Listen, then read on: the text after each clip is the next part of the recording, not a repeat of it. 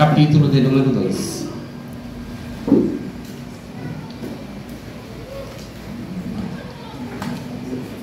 Nós vamos ler os 4 primeiros versículos desta carta que Paulo escreveu aos Filipenses.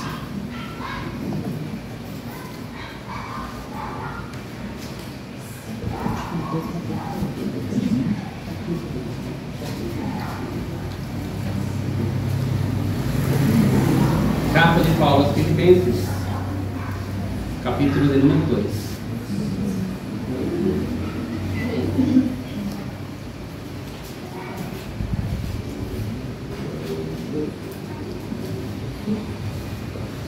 O texto diz o seguinte: portanto, se há algum conforto em Cristo, se há alguma consolação de amor, se há alguma comunhão no Espírito, se há alguns entranháveis afetos e compaixões, completai o meu gozo, para que sintais o mesmo, tendo o mesmo amor, o mesmo ânimo, sentindo uma mesma coisa.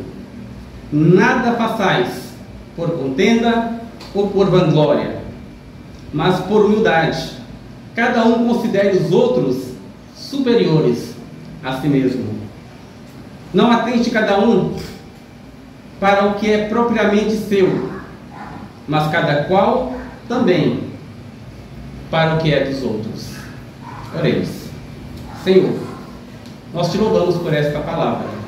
Nós te agradecemos porque o Senhor disponibilizou a Bíblia e nos permite refletirmos nela e tê-la como nosso meio único de orientação, de regra e de prática. Pedimos agora ao Senhor que nos ajude, que Teu Espírito Santo nos dê condições de poder compreendê-la, de poder interpretá-la, para que possamos ser edificados. Que o Senhor possa falar conosco esta noite por causa da Tua misericórdia e da Tua graça. Nós precisamos da Tua ajuda, da Tua iluminação. Que o Senhor seja conosco. Em nome de Jesus. Amém. Só para nós podermos situar aqui, a carta que Paulo escreve aos Filipenses é por volta do ano 61 depois de Cristo. Paulo estava preso quando ele escreveu esta carta, provavelmente preso em Roma. O propósito de Paulo ao escrever esta carta aos Filipenses era agradecer-lhes pelos donativos que eles haviam dado a Paulo, que eles haviam enviado a Paulo quando Paulo foi preso, muito provável na cidade de Roma. Paulo também aproveita a oportunidade para falar de algumas circunstâncias da sua própria vida. Ele também usa esta carta para encorajar os filipenses, para dizer para eles que eles deviam continuar firmes e que, embora estivessem enfrentando dificuldades, eles precisavam continuar unânimes e firmes na sua caminhada. E principalmente Paulo exorta aos filipenses que continuem unidos, que continuem andando juntos, uns unidos aos outros.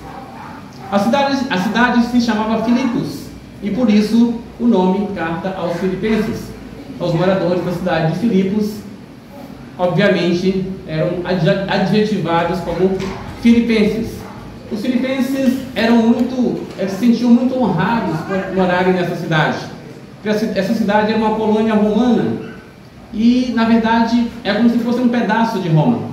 Por causa da sua proeminência, da sua importância, essa cidade gozava de algumas regalias, porque era uma cidade muito importante. Esse povo de Filipos não era apenas uma colônia, não era apenas um povo dominado, mas era um povo considerado importante por causa da importância dessa cidade, que era muito bem localizada, o que facilitava o comércio e outras coisas mais. Então, esses cidadãos filipenses sentiam-se honrados por serem filipenses. Inclusive, a cultura deles era a cultura grega, assim como a cultura romana. Paulo até pega esse gancho, né? Essa é uma especialidade de Paulo. Aproveita esse contexto e uma parte dessa carta ele vai dizer: a nossa cidadania é do céu. Nós somos cidadãos do céu. Ainda que vocês são cidadãos filipenses, ainda que vocês são cidadãos de Filipos, e se orgulhem por isso, o maior orgulho que vocês devem ter é de serem cidadãos dos céus.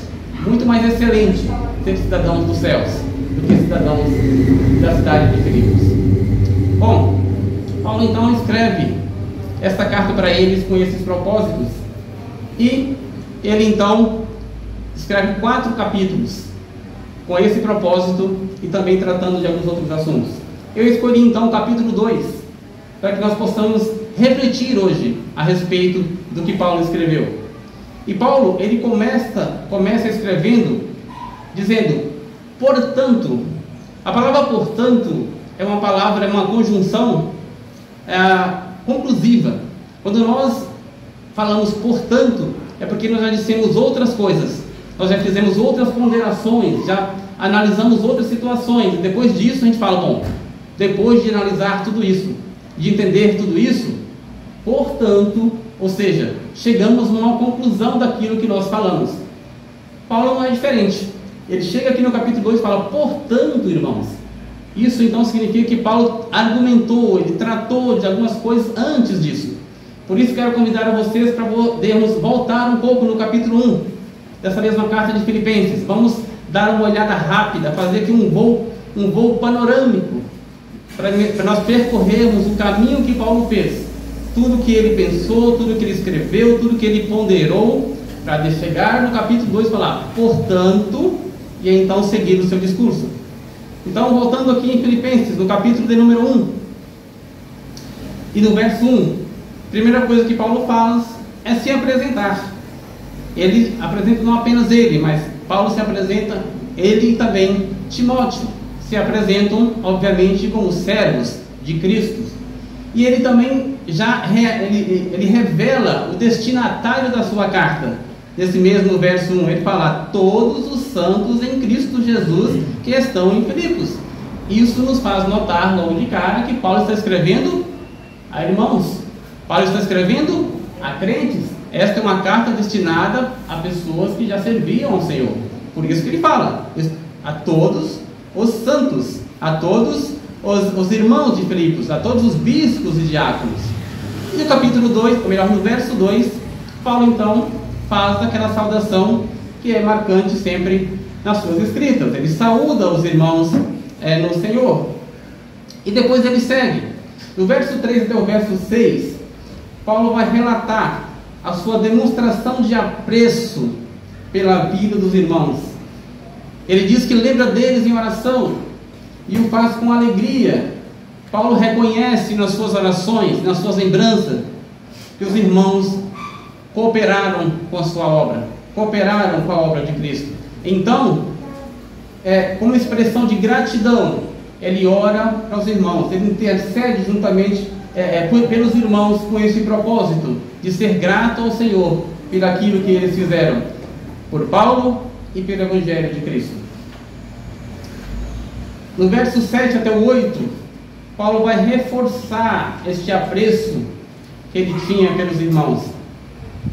Paulo considera como se os irmãos fossem um só com ele.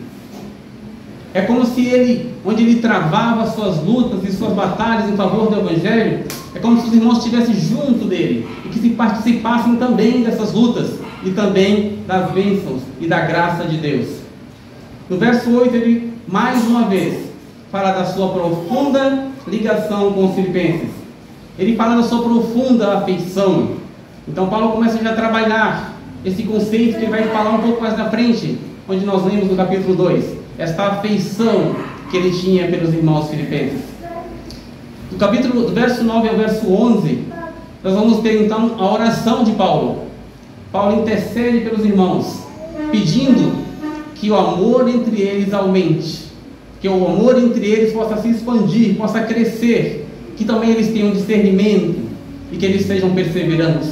Paulo começa aqui a introduzir aquilo que vai propor um pouco mais na frente, que o amor deles seja o que vai reger a vida desses irmãos. Então ele ora, intercede para que o amor deles possa aumentar mais e mais. Do verso 12 ao 20, Paulo vai trazer uma mensagem de esclarecimento para algo que provavelmente fosse uma situação intrigante entre os filipenses. Paulo vai falar a respeito da sua prisão. É muito provável que, ao saber que Paulo estava preso, os filipenses ficaram pensando: e agora? O que será de nós se o nosso principal líder está detido, está preso, teve a sua liberdade cerceada pelo Império Romano? O que será do Evangelho a partir de agora? O que vai acontecer? Paulo então responde essas possíveis perguntas. Ele vai dizer que todo esse fato de sua prisão, ao contrário que muitos estavam pensando, contribuiu para que o Evangelho pudesse avançar. A prisão de Paulo não foi um obstáculo, não foi um impedimento, mas a prisão de Paulo contribuiu para que o Evangelho de Cristo pudesse avançar. E ele usa pelo menos 3 argumentos para provar para os filipenses, para encorajá-los e mostrar que de fato a sua prisão resultou em avanço do Evangelho. Paulo fala o seguinte no primeiro argumento: toda a guarda do palácio e todos os demais sabem que estou na prisão por causa de Cristo. Eles sabiam que Paulo estava lá preso, não é porque ele era um infrator qualquer, por uma outra razão, mas a única razão pela qual Paulo havia sido preso é por causa do Evangelho de Cristo. Mais um argumento de Paulo, ele fala que este fato encorajou a muitos irmãos a pregar o Evangelho de forma mais ousada e destemida. Muitos irmãos da época, ao verem Paulo preso, ao perceberem a coragem de Paulo, ao perceberem que Paulo foi até o fim, ele se entregou, não temeu e continuou pregando, foi preso, eles olharam para isso e não se amedrontaram, ao contrário, viram isso como motivação e então começaram a pregar o Evangelho de forma mais corajosa e mais destemida, inspirados no exemplo de Paulo. O terceiro argumento de Paulo, para que os filipenses pudessem serem consolados e perceberem que o Senhor estava no controle de todas as coisas, Paulo diz que até mesmo aqueles que decidiram pregar o Evangelho com um propósito errado, ou seja, com ambição egoísta, ainda assim, estes estão contribuindo para o crescimento do Evangelho, que independente da motivação deles, mas estavam pregando a Cristo. E Paulo não estava preocupado com a sua proeminência, com o seu destaque. A preocupação de Paulo é que o Evangelho de Cristo seja pregado. Não importa quem estivesse pregando, o importante é que o Evangelho de Cristo estava pregado, dizia Paulo a escrever aos filipenses. Do verso 21 ao 30 do capítulo 1, Paulo então, ele resume tudo isso dizendo que as coisas que aconteceram com ele e com sua vida, para ele não importavam, não era importante. Para ele, viver era Cristo e morrer era ganho. Mas Paulo também diz que ele estava ciente que ainda não era a hora da sua morte e que ele permaneceria junto com os irmãos, porque isso, desta maneira, ele seria mais útil. Então, Paulo demonstra-se disposto, demonstra-se encorajado a continuar a sua missão, independente das circunstâncias. E a ordem que ele dá aos filipenses é: permaneçam firmes no só espírito, lutando unânimes pela fé do Evangelho. Paulo aqui dá uma indicação daquilo que ele ia trabalhar com mais amplitude e profundidade no capítulo 2 que nós lemos, ou seja, a necessidade da comunhão entre os irmãos para que pudessem suportar as adversidades. Era necessário que estivessem unidos, que estivessem juntos, que estivessem firmes, pensando a mesma coisa, para que pudessem lidar com as adversidades e que não pudessem retroceder, mas continuar em frente.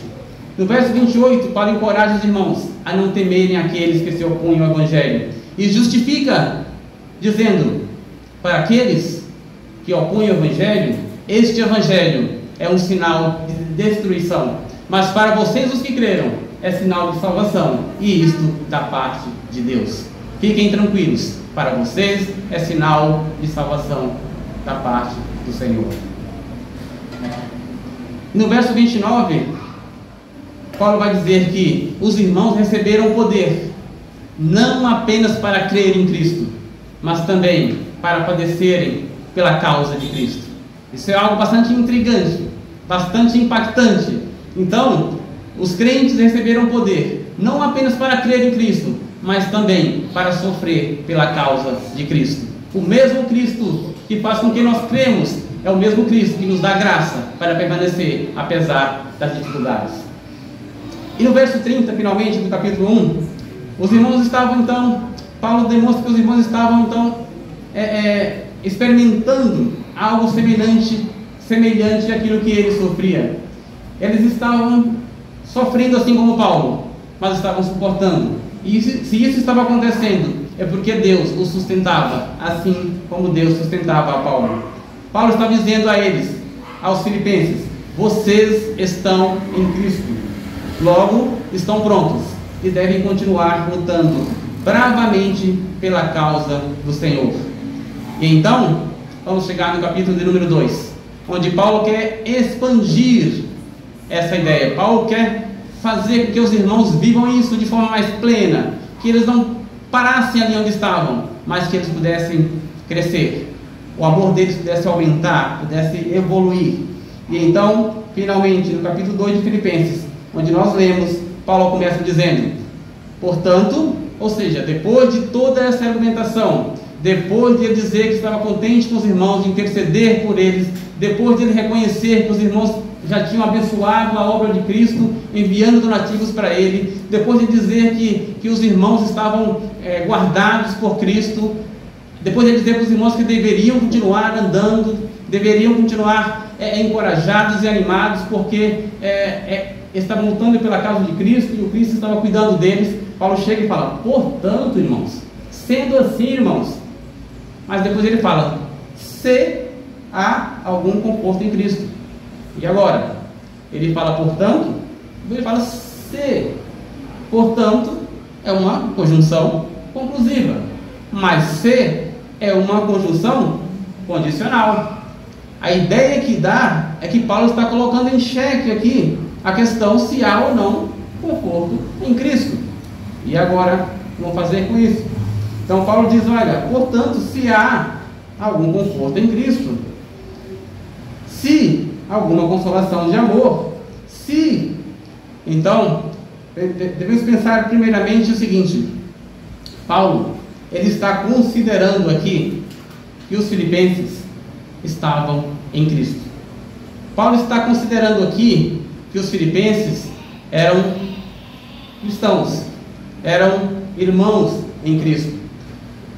E então, esta questão desta conjunção se, ainda que ela dá essa ideia de condicional, de algo incerto, que poderia ser ou não ser, ela também pode ser considerada como algo conclusivo. A premissa aqui é levada em conta como algo real e concreto. Nem sempre a conjunção se vai indicar dúvida, vai indicar algo que ainda não aconteceu. Paulo então está partindo do pressuposto que os filipenses estão em Cristo. Logo, qual que é a lógica aqui desse texto? Se eles estão em Cristo, é claro que em Cristo há conforto. É óbvio que Paulo não está falando o contrário. Paulo não está colocando nenhuma dúvida aqui, ainda que pareça. A ideia aqui não é essa. A ideia aqui é que se trata de algo concreto e real. Paulo está partindo do pressuposto que os filipenses estão em Cristo. Logo, eles foram impactados verdadeiramente por essas aparentes suposições de Paulo, que na verdade são reais e são concretas. Essa preposição se aceita a ideia de que a premissa seja um fato real e concreto. Nem sempre ela vai indicar uma condicional.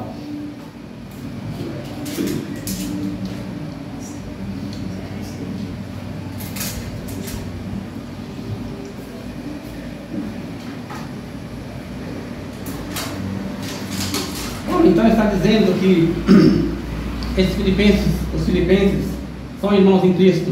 Ele está falando que eles são salvos porque eles creram no Evangelho pregado por Paulo. Sendo assim, essa preposição se pode ser substituída pelas palavrinhas já que. Logo, ao ler esse texto, em vez de nós lermos portanto, se há algum conforto em Cristo, a gente pode ler portanto, se há conforto, portanto, há conforto em Cristo. há consolação de amor, há comunhão no Espírito, há algumas entranháveis afetos e compaixões. Portanto, há algum conforto em Cristo. Se, não é se, mas já que há consolação de amor, já que há conforto em Cristo, já que há comunhão no Espírito, já que estar em Cristo traz entranháveis afetos de compaixões, então Paulo fala, já que isso é verdade, já que isso é um fato, completai o meu gozo, para acrescentais o mesmo, tendo o mesmo amor, o mesmo ânimo, sentindo a mesma coisa. Então, entendemos aqui que esta conjunção não traz uma ideia de algo que seja duvidoso, mas é algo que é real e concreto.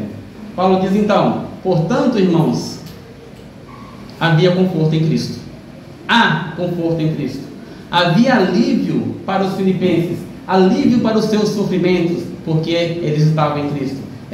Por estar em Cristo, havia tréguas para as suas dores. Por estar em Cristo, isso trazia esperança em meio às suas angústias. Por estar em Cristo, as suas almas aflitas encontravam descanso e consolo. Por estar em Cristo, havia para os filipenses uma luz no fim do túnel, apesar das dificuldades. Por estar em Cristo, portanto, proporcionava a eles, aos filipenses, inúmeros e permanentes benefícios, porque eles estavam em Cristo. Paulo usa essa construção dando a ideia de algo incerto, mas na verdade ele está dizendo, vocês filipenses foram capacitados para contemplar as riquezas e benefícios dessa graça. Vocês estão em Cristo e se apropriaram dessas bênçãos nele. Isso para vocês é um fato real e concreto. Paulo quer deixar claro para os filipenses que é possível estar em Cristo e não desfrutar do conforto de estar em Cristo. É possível estar em Cristo e não ter consolo, e não ter descanso, porque Cristo mesmo prometeu que aqueles que se aproximassem dele encontrariam descanso para as vossas almas. Então Paulo continua tratando do assunto. Ele não fala apenas de conforto, mas ele fala de consolação de amor. Estar em Cristo traz consolação de amor. Os filipenses haviam sido alcançados pela graça de Deus, por meio de Cristo. Este amor imerecido que eles receberam, esta graça, devia promover neles, apesar das circunstâncias, promover a eles consolo. Deveria então ser um incentivo que os manteria de pé, apesar das circunstâncias, apesar das perseguições, e principalmente mantê-los unidos uns aos outros em Cristo. E estar em Cristo também, diz Paulo, traz comunhão no Espírito. Já que estavam em Cristo, já que estar em Cristo torna vocês participantes de um mesmo Espírito, logo, estar em Cristo traz comunhão no Espírito. Este é mais um argumento usado por Paulo até que ele apresente suas proposições finais. É como se ele estivesse amarrando o seu discurso. É como se ele estivesse tapando as brechas, tirando qualquer alternativa para quando ele trouxesse a sua proposição final, os filipenses não tivessem para onde correr, não tivessem por onde escapar, mas simplesmente acatasse aquilo que Paulo estivesse propondo. Mas Paulo não para por aí. Ele diz: estar em Cristo traz entranháveis afetos e compaixões. Se estar em Cristo faz suscitar nos homens, no coração dos homens, bondade, tornando-os mais afetuosos uns para com os outros, sentindo a dor do outro como se fosse própria, de maneira a unir-nos em busca de um bem comum, e se estar em Cristo promove o desejo do cuidado mútuo no meio da comunidade, Paulo está dizendo, então completam a minha alegria. Paulo aqui está apelando para que o amor fraterno permaneça e desenvolva na igreja de Filipos. No verso 2, então, Paulo vai continuar dizendo, Paulo vai continuar, e agora ele convida os filipenses a desenvolverem a salvação que receberam. Os filipenses agora precisariam expandir, precisariam na prática praticar aquilo que receberam de Cristo, deveriam fazer com que isso fosse real em suas vidas, no seu dia a dia. Eles teriam então que vivenciar isso no seu cotidiano, de fato, de uma forma mais profunda, de uma forma mais abrangente. Então, ele vai falar para os filipenses que eles precisam continuar, mas agora avançando. Paulo, se a gente ler a carta de Filipenses, não vai vê-lo trazendo nenhuma exortação aos filipenses, nenhuma correção, como em algumas cartas. Parece que Paulo entende que os filipenses estavam no caminho certo. Ele está aprovando até então a conduta dos irmãos, ele só está encorajando eles e orientando eles, mas não tem nada que possa dizer, olha, Paulo aqui está corrigindo os filipenses veemente. Então Paulo demonstra que eles estavam no caminho certo. E me parece que esta característica identifica muito com a nossa comunidade aqui. Nós estamos começando, e graças a Deus de um jeito certo. Nós estamos ainda no início, mas começamos bem, para a glória de Deus. Mas precisamos avançar, precisamos continuar avançando, porque a tendência é que a nossa comunhão logo seja colocada à prova. A nossa comunhão, mais cedo ou mais tarde, será colocada à prova. Precisamos então estarmos prontos para lidarmos com ela de forma coerente com aqueles que estão em Cristo. Não tenhamos dúvida que isso vai acontecer. Na medida que a igreja cresce, na medida que convivemos mais uns com os outros, os nossos pecados vão aparecendo, as nossas falhas vão tornando-se mais evidentes no nosso meio. Precisamos então de lidar com os pecados uns dos outros. E aqui é bom que estejamos atentos. É bom que nós comecemos a orar a respeito disso, para quando chegar este dia e esta hora, nós podermos lidar com isso de uma forma que o nome do Senhor seja glorificado em nosso meio. Então no verso 2 Paulo vai dizer: completai o meu gozo, para que sintais o mesmo, tendo o mesmo amor, o mesmo ânimo, sentindo uma mesma coisa. Paulo está dizendo, olha, vivam como se fossem um só corpo. Estar em Cristo implica em unidade, implica em ser um só corpo. Estas são as implicações de estar em Cristo, pois o próprio Paulo, em uma ilustração perfeita, trata a igreja como um corpo. Disse Paulo se referindo a Cristo: Ele, Cristo, é a cabeça do corpo, que é a igreja. Cristo é a cabeça, a igreja é o corpo. Colossenses 1, 18, na parte A. Mas como fazer isto? Como viver desta forma? Como receber essa proposição de Paulo e colocar isso em prática? Paulo então ele tem algumas dicas para nós. Ele diz: tendo o mesmo amor. Este é o cerne daquilo que Paulo está nos indicando. Tenha o mesmo amor. Mas que amor é esse? O amor que receberam de Cristo. E como é esse amor? O amor que Paulo está falando é o amor que é paciente, é o amor que é bondoso, é o amor que não inveja, é o amor que não se vangloria, é o amor que não se orgulha, é o amor que não maltrata, não procura seus interesses, não se ira facilmente, não guarda rancor. O amor é o amor que não se alegra com a injustiça, mas se alegra com a verdade. É o amor que tudo sofre, que tudo crê, que tudo espera, que tudo suporta. É este o amor que Paulo propõe aos filipenses, para que isto seja unânime no coração de cada um deles. É este amor que nós podemos encontrar na carta de Paulo aos Coríntios, capítulo 13, do 4 ao 7. Agora, por quê? Por que tem que ser assim? Por que deve ser assim? Porque já que eles estavam em Cristo, eles também desfrutavam do conforto que há em Cristo. Eles eram consolados pelo amor de Cristo, que com sua graça os alcançou. Cristo fez suscitar no coração destes crentes uma profunda afeição uns pelos outros. E isso deveria ser real na vida deles. Aquilo que estava no coração deles deveria ser demonstrado nas suas atitudes, nas suas práticas, no seu cotidiano. Agora, então, eles precisam vivenciar esta nova realidade na prática, mantendo entre eles uma comunhão sincera e verdadeira. Paulo está insistindo no exemplo da igreja primitiva, onde a comunhão era o resultado de uma igreja pautada em Cristo e guiada pelo Espírito Santo. E a boa fama desta igreja era vista de longe. A boa fama desta igreja impactava não só os de dentro, mas também os de fora.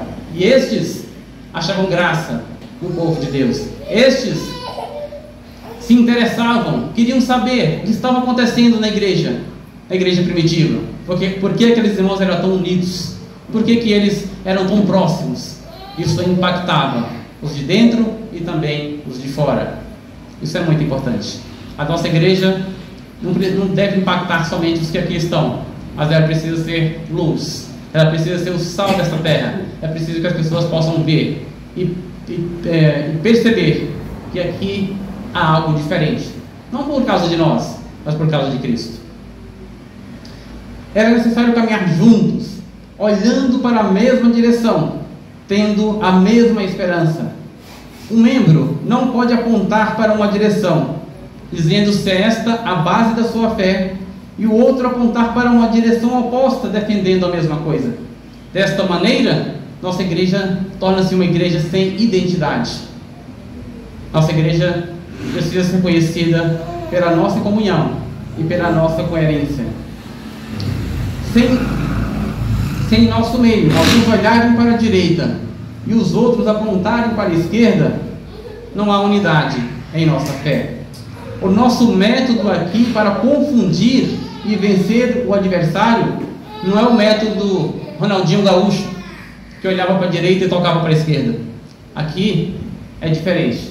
Aqui nós olhamos para a mesma direção, nós caminhamos na mesma direção, todos nós seguimos juntos, tendo Cristo como nosso alvo.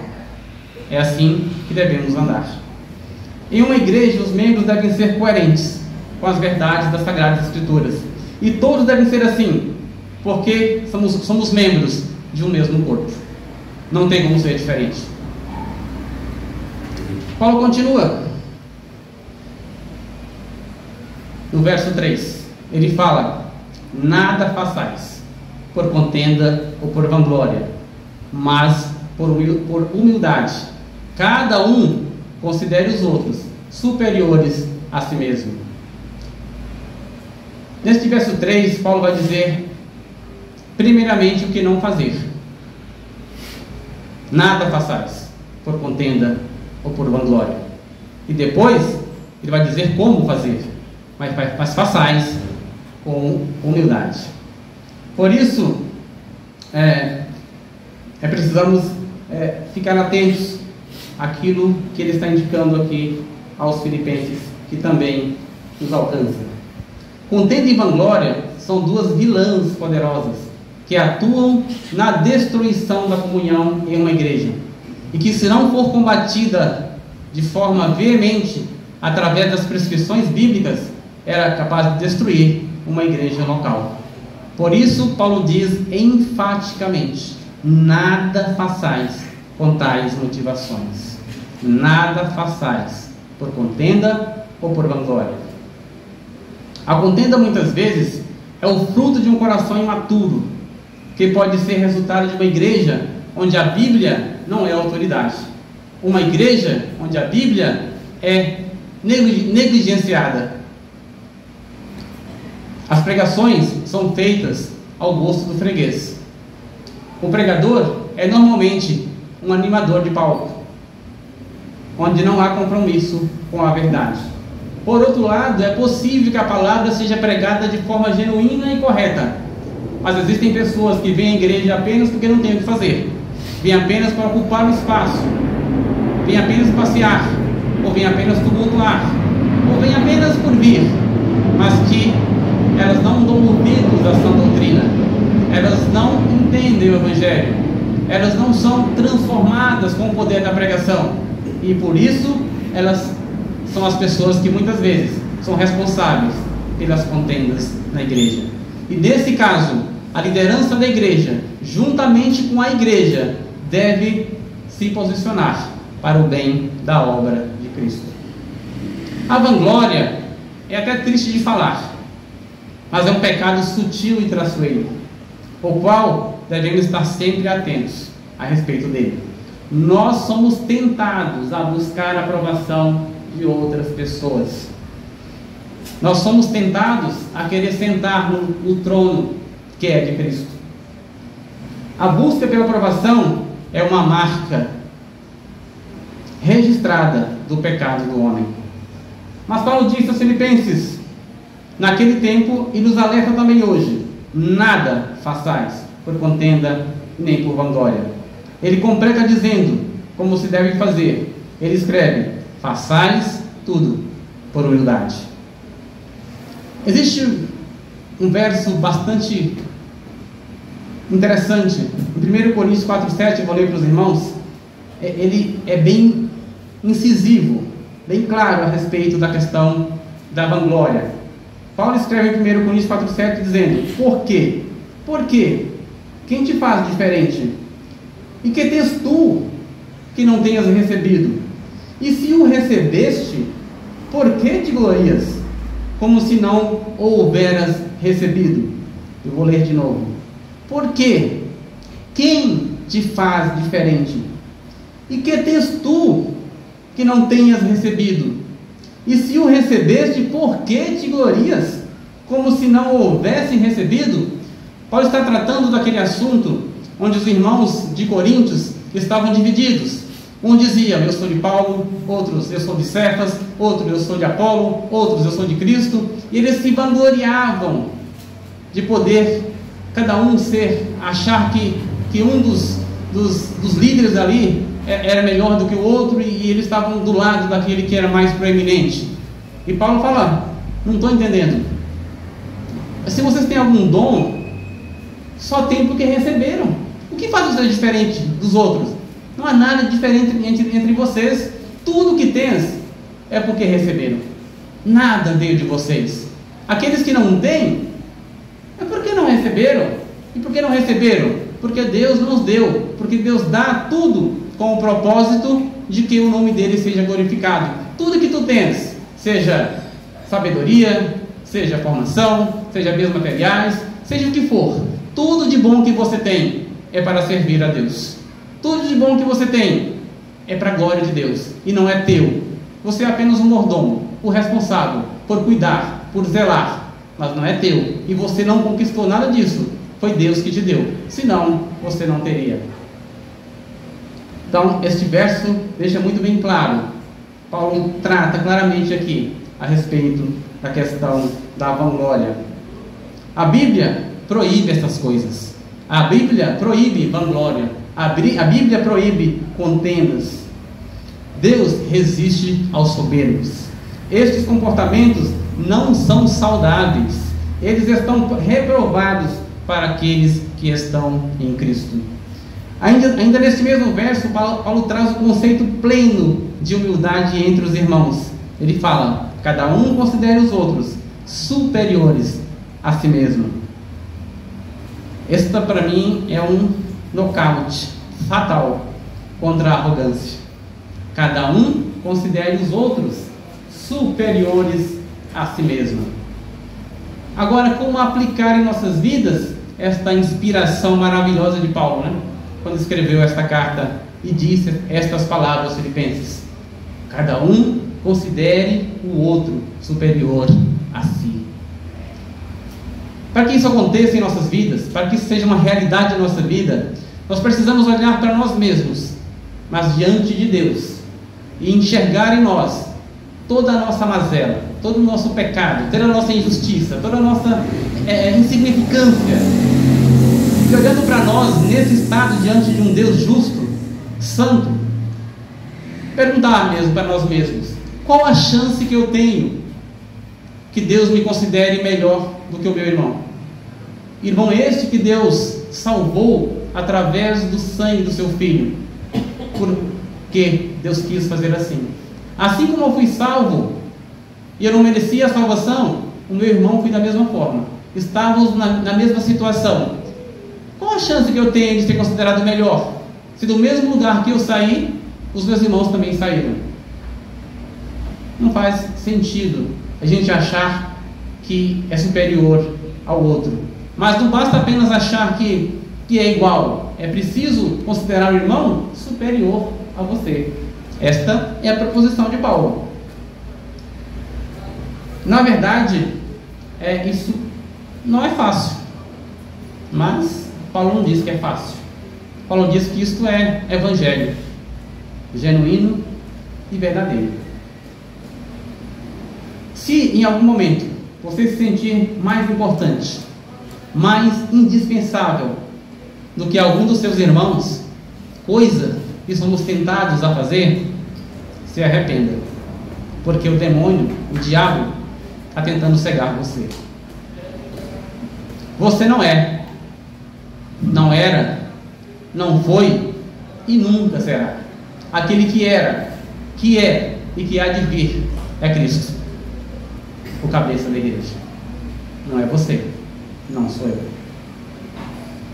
Não se iluda, não se engane, o trono não lhe pertence. Ele está ocupado pelo Rei da Glória e continuará assim pela eternidade. E o último verso 4, Paulo diz: não atente cada um para o que é propriamente seu, mas cada qual também para o que é dos outros. Paulo aqui propõe um grande desafio para a igreja da época: demonstrar interesse e preocupação e se engajar em prol das causas dos outros como se ela fosse propriamente sua. Talvez em nossos dias este desafio seja ainda maior, porque há um apelo constante no mundo aí fora, incentivando a independência, incentivando que as pessoas tenham um comportamento individualista.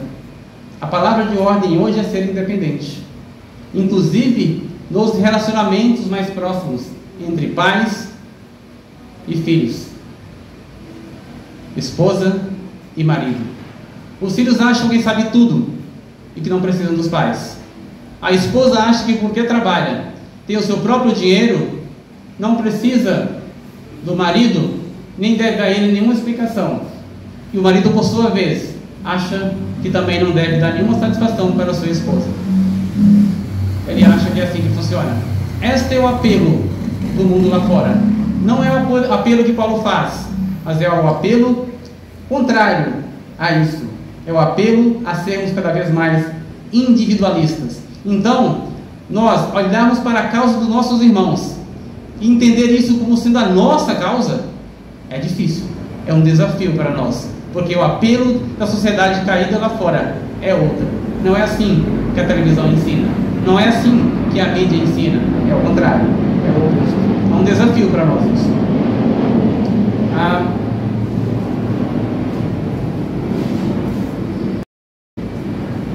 Cada um cuida do que é somente seu.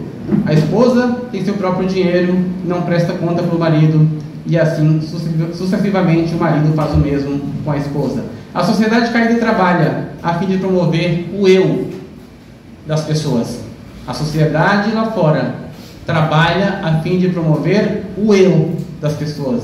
Mas a igreja de Cristo deve levantar e defender a bandeira com unhas e dentes do nós.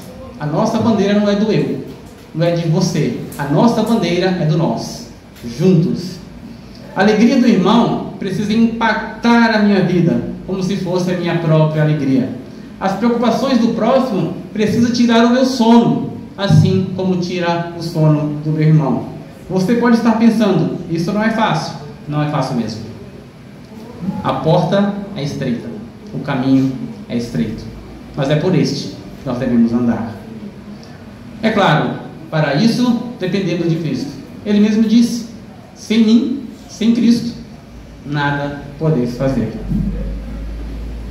Quero então chegar aqui ao fim, já lendo do verso 5 ao verso 8, onde Paulo, concluindo seu raciocínio, diz: de sorte que haja em vós o mesmo sentimento que houve também em Cristo Jesus, que sendo em forma de Deus, não teve por usurpação ser igual a Deus, mas esvaziou-se a si mesmo, tomando a forma de servo, fazendo-se semelhante aos homens. E achando na forma de homem, humilhou-se a si mesmo, sendo obediente até a morte, e a morte de cruz. Que o Senhor nos ajude, que Ele nos dê graça, que nós possamos continuar sendo uma igreja verdadeira, que a nossa comunhão seja uma comunhão que possa impactar os de fora, que possamos crescer, que procuramos sempre estar prontos para enfrentar as adversidades, mas lidarmos com ela como aqueles que estão em Cristo. Nós estamos em Cristo. Em Cristo onde estamos há conforto. Em Cristo que estamos há consolação de amor. Em Cristo em quem estamos, Ele colocou no nosso coração entranháveis afeições e compaixões. Isso precisa ser real na nossa vida. Isso tem que ser praticado na vida da nossa igreja. Isso precisa ser dado continuidade. Precisa ampliar. Precisa avançar. Precisa crescer. Para que a nossa união seja sólida. Para que a nossa comunhão, essa comunhão que nós tanto falamos nela, essa comunhão que tem nos impactado aqui dentro. Nós estamos impactados pela nossa comunhão.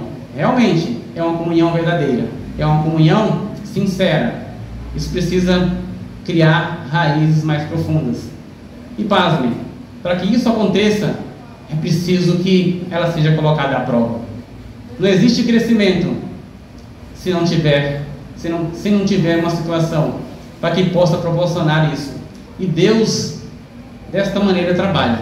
Nós crescemos nos momentos de adversidades. É nesses momentos que nós mostramos aquilo que temos, aquilo que somos e aonde precisamos melhorar. É quando somos colocados à prova, é que nós somos revelados, é que o nosso coração realmente é exposto. É assim que nós vamos nos conhecer. É quando nós somos colocados à prova.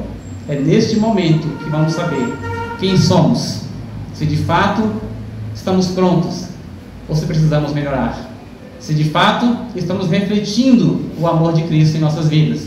Como foi lido aqui, se aquele amor que tudo crê, que tudo suporta, aquele amor que não se ira facilmente, aquele amor onde não tem rancor, se isso é real em nossa vida, vai ser no momento da adversidade que isso vai aflorar. Nós poderemos ver que realmente estamos crescendo.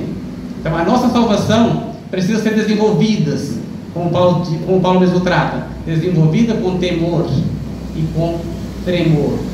Ou seja, precisamos crescer na graça, no conhecimento, na santidade, na comunhão, e isso precisa ser presente, ser respirado dentro da igreja, ser vivido dentro da igreja, para que lá fora seja impactado por isso.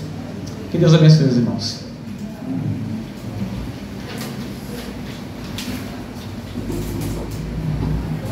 Oremos então.